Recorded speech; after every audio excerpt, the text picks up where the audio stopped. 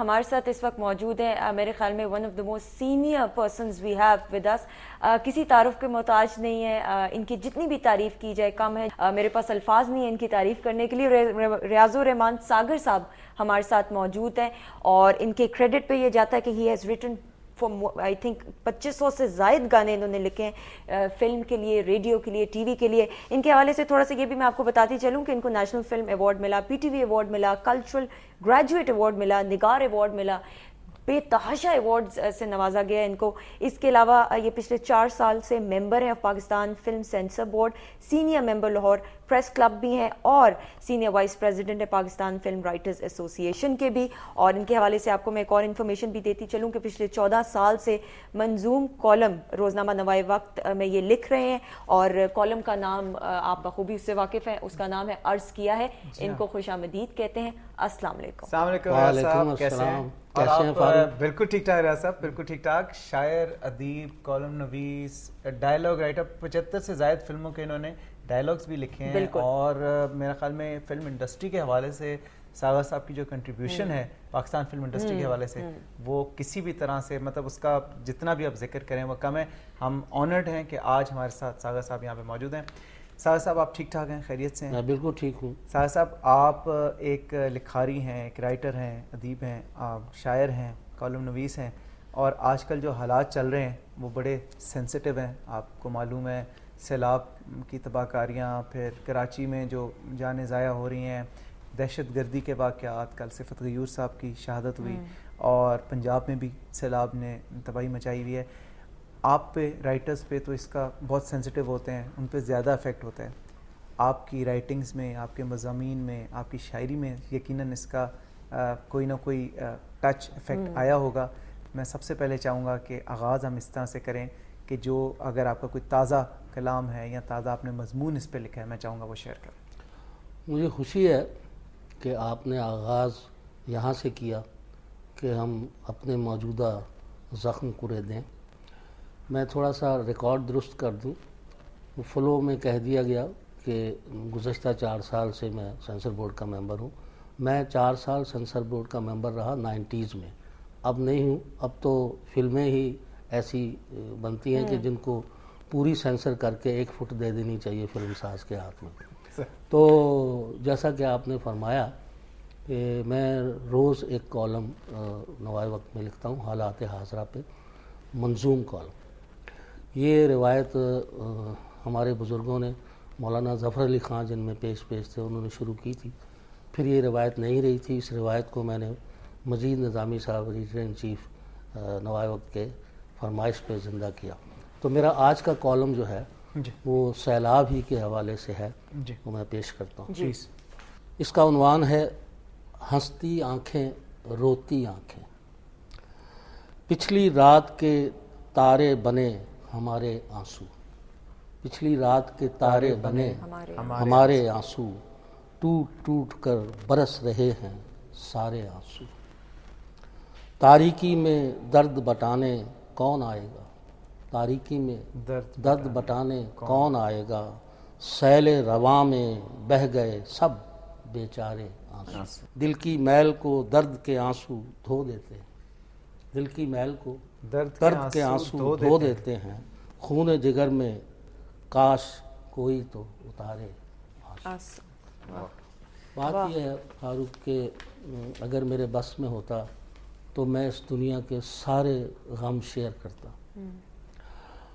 میں نے کشمیر کو بھی ذہن میں رکھا, فلسطین کو بھی ذہن میں رکھا, اور ان سب لوگوں کو جو دنیا میں درد کے مارے ہوئے ہیں, مظالم کا شکار. ان کے لیے میں نے ایک گیت لکھا تھا, جانے کب ہوں گے کم اس دنیا کے غم. استاد نصرت فتح علی خان صاحب نے اسے گایا تھا. جو سیلاب زدگان خاص طور پہ لوگ ہیں جن کے گھر بار اجڑ گئے, رشتہ داروں سے بچھڑ گئے, کچھ بھی نہیں ان کے پاس, اگر ان کے لیے میں اور آپ ہم سب امداد تو کریں, لیکن منہ سے اگر چند اچھے الفاظ بھی نکال دیں وہ بھی ڈفرینس کریٹ کر سکتا ہے. میں نے پچھلے دنوں 3 دن پہلے بھی ایک کالم میں لکھا کہ اب رمضان آ رہے ہیں, اگر ہم آدھی سحری آدھی افطاری بچا لیں اور عید کے اخراجات آدھے بچا لیں اور وہ سب لے کے جا کے ہم ان کے ساتھ شیئر کریں. اب یہ تو ہے ابھی کا مرحلہ, اس کے بعد ان کی آباد کاری کا مرحلہ ہے. اس کو بھی ذہن میں رکھنا ہے, اور یہ بھی ذہن میں رکھنا ہے کہ آج تک جو ہم نے حماقتیں کی ہیں، جو ہم نے ڈیم نہیں بنائے، ہم صرف لوگوں کو شکایت کرتے رہتے ہیں کہ بھئی تم کیوں بنا رہے ہو ڈیم. بھائی وہ بنائیں اپنے گھر میں، ہمیں بنانے چاہیے. تو کتنی بڑی بد نصیبی ہے کہ ایک ایسا ڈیم جس سے ہماری ساری دلدر دور ہو سکتے ہیں، اس پہ ہم متفق نہیں ہوتے. میں تو کہتا ہوں کہ نئی جنریشن جو ہے اس سے ریفرینڈم لے. اس ملک انہوں نے سنبھالنا ہے. مجھ جیسے بابے تو نہیں رہیں گے، نہ سیاست میں، نہ ادب میں، نہ کہیں. اب جو حالات ہیں انڈسٹری کے، آپ کا دل یقیناً خون کے آنسو روتا ہوگا. آپ کیا سمجھتے ہیں اپنے تجربے کی بنیاد پہ، اتنا عرصہ آپ ایسوسیٹڈ رہے ہیں، کیا یہ انڈسٹری اب پک کر سکتی ہے دوبارہ؟ لوگ باتیں تو کرتے ہیں لیکن کوئی ہم کانکریٹ رزلٹ نہیں دیکھتے. آپ کی اس بارے میں کیا رائے؟ دیکھیے فلم جو ہے وہ معاشرے سے الگ کوئی چیز نہیں. فلم انڈسٹری معاشرے سے الگ کوئی چیز نہیں، الگ کوئی چیز نہیں. ہم نے ہر شعبے میں تنزل کی طرف ہم گئے ہیں، ترقی کی طرف نہیں گئے. جب پاکستان وجود میں آیا تھا تو ہمارے پاس کچھ نہیں تھا، وسائل نہیں تھے، مگر جذبے جواں تھے، سینوں میں زخم تازہ تھے، کچھ کرنے کی لگن ہر کسی میں تھی. لوگ ایک دوسرے کو پیار کرتے تھے، آگے بڑھتے ہوئے دیکھنا چاہتے تھے. مجھے جب حمید نظامی صاحب نے نوائے وقت میں نوکری دی تو میرے پاس گھر نہیں تھا.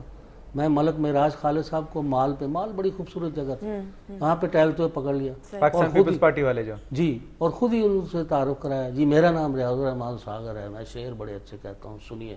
وہ ساری بکواس سن کے ہاں یہ تو بہت اچھے ہیں، تو ہون کی ہو رہا ہے. میں کہا جی رہن لی جگہ نہیں، تو میرے گھر آ جا.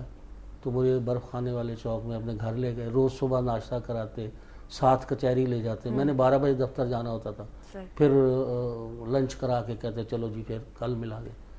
تو یہ ایسے لوگ کہاں سے لائیں گے؟ دیواروں کا نام ادارے نہیں ہوتا. جب قومیں برباد ہوتی ہیں تو سب سے پہلے اس کے اخبار نویس بے ایمان ہوتے ہیں، پھر اس کے دانشور بے ایمان ہوتے ہیں، پھر اس کے استاد بے ایمان ہوتے ہیں. تو تاجروں سے اور صنعت کاروں سے آپ کو کوئی گلہ نہیں ہونا چاہیے. اگر آج کوئی نئی نسل سے میں بالکل مایوس نہیں ہوں.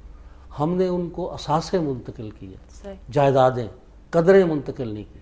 ہمارا بیڑا غرق اس وقت ہوا جب ہم نے جھوٹے کلیم داخل کیے، اور آج تک ہم جھوٹ کے سہارے زندہ ہیں. ہم ایک منافقت کی زندگی گزارتے ہیں گھر سے نکل کر. میں نے کل رات یہ سوچا کہ میں اپنے گریبان میں منہ ڈالوں. رسول اللہ صلی اللہ علیہ وسلم کا آخری خطبہ یہ تھا، میں یہ کہتا ہوں سارے آئین معطل کر دو، وہ خطبہ نافذ کر دو، چاہے نکر اور بنیان پہن کر، چاہے جبہ پہن کر، چاہے شیروانی پہن کر، مگر وہ یہاں سے شروع کرنا ہوگا، اپنے گھر سے. کیا آپ اچھے باپ ہیں؟ کیا آپ اچھے شوہر ہیں؟ کیا آپ اچھے بیٹے ہیں؟ کیا آپ اچھے ہمسائے ہیں؟ کیا آپ اچھے شہری ہیں؟ پھر ایک گھر، پھر ایک محلہ، پھر ایک شہر، پھر ایک قوم تعمیر ہوتی ہے. صحیح، بہت خوب. تو ہم نے جو بنیادی چیزیں ہیں ہمارے مذہب کی، ان کو چھوڑ دیا، اور فروعی چیزوں میں بٹ کر، فرقوں میں بٹ کر ہم نے اپنے آپ کو تباہ کر دیا. ساگر صاحب، کیا یہی وجہ ہے کہ ہمارے معاشرے کے اندر ارد گرد اگر آپ نظر ڈالیں تو غریب آدمی تو ویسے ہی پستا ہے غربت کے اندر، مہنگائی میں، لوڈ شیڈنگ کی وجہ سے، اور اتنے مسائل ہیں. لیکن اگر امیر آدمی سے بھی پوچھیں تو وہ بھی بڑا مایوس ہے. ارد گرد جو مایوسی کی لہر ہے، کیا انہی وجوہات کی بنا پہ ہے؟ نہیں، امیر آدمی پتہ کیوں مایوس ہے؟ امیر آدمی اس لیے مایوس ہے کہ اس کا نفع کم ہو گیا. یعنی اگر اسے کروڑ آتا تھا مہینے میں تو وہ چند لاکھ آتا ہے، تو وہ اس لیے مایوس نہیں ہے. اس کو تو صرف اس لیے لسٹ ہے، وہ تو اس لیے مایوس ہے. مایوس ہونے کی، ایک آدمی ایئر کنڈیشن میں بیٹھا ہوا ہے صبح سے شام تک، اور ایک عذاب میں بھی مبتلا ہے کہ انکم ٹیکس کیسے بچانا ہے. یہ عذاب ہے نا، انکم ٹیکس کیسے بچانا ہے. بیوی کی فرمائشیں حد سے بڑھتی، کیسے وہ BMW کا مطالبہ کر رہی ہے تو وہ کیسے پورا کرنا ہے، اس کو کیسے سنبھالنا ہے. نہیں تو وہ کہے گی سنبھالو اپنا کچھ، میں کے جا رہی ہوں. تو یہ ساری چیزیں، غریب آدمی کا تو مسئلہ یہ ہے کہ اسے 2 وقت روٹی چاہیے، اور حلال کی چاہیے، اور محنت کر کے چاہیے. میں یہ کہتا ہوں کہ اگر آج بھی آپ اپنے مزدور اور کسان کو خوشحال کر دیں تو یہ تو ساری زندگی ان کی اولادیں، نسلیں آپ کو کما کے دیں گی. چونکہ آپ نے وہ وقت تو کبھی آنے ہی نہیں دینا اس ملک میں کہ جب غربت نہ رہے.